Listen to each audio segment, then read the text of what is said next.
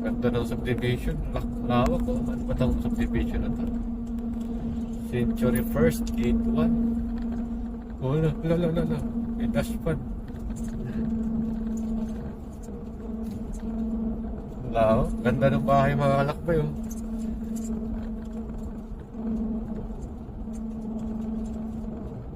Ito na yung pababa ng Nasugbu mga kalakbay. From Tagaytay ka dito, talagang palusong ng only palusong dito. Hindi mo na kailangan umapak ng gas. Puro abang ka na lang sa brake. So tayo, chill lang, takbong pogi lang, takbong 60 lang tayo. Enjoy lang natin yung view. Pero alerto kayo dito mga kalakbay pag dumadaan kayo dito kasi marami ding bilis magpatakbo dito.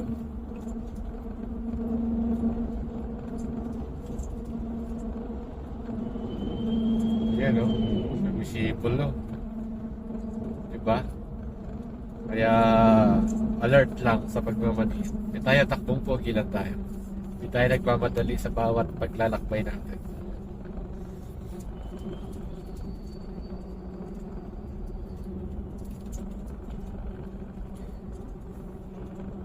Ang ganda ng kalsada dito. Bawang espalto, walang lubak.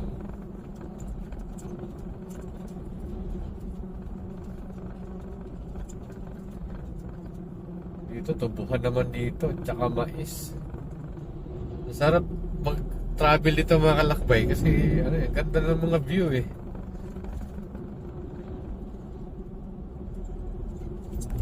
Mga farm lot. Pinya, tubo, mais. Ito, kailangan natin siyang unahan kasi sobrang naman siyang bago.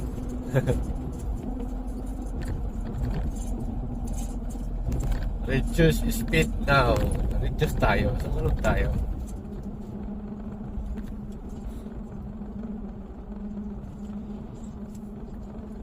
Diba? Ganda, no?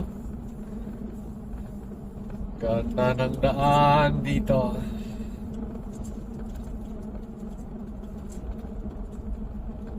Ito, marami ng household dito mga kalakbay. Isa din sa iingatan dito yung mga tumatawid.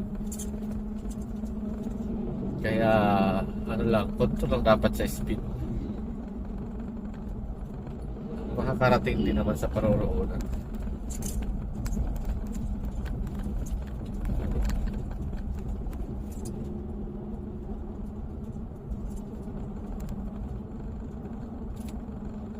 Sabi ko sa inyo, hindi ka na dito eh.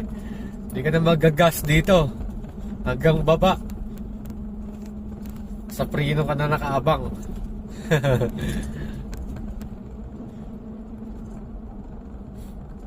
Pagpabalik ka na naman, pauwi. Mamaya, pagpauwi ko, ayun naman. Puro naman gas yung apak. Kasi anli ahon na naman yun. Ganda ng bundok na yun, oh. Ang bundok kaya yun. O, diba? Bibilis nila, oh. Bundok ng Tralala. La.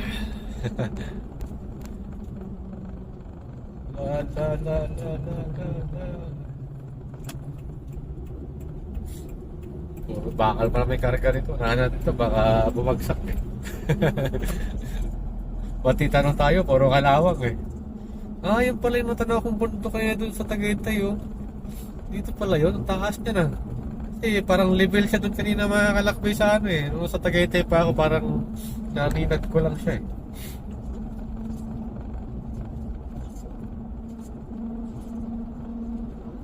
Reduce speed.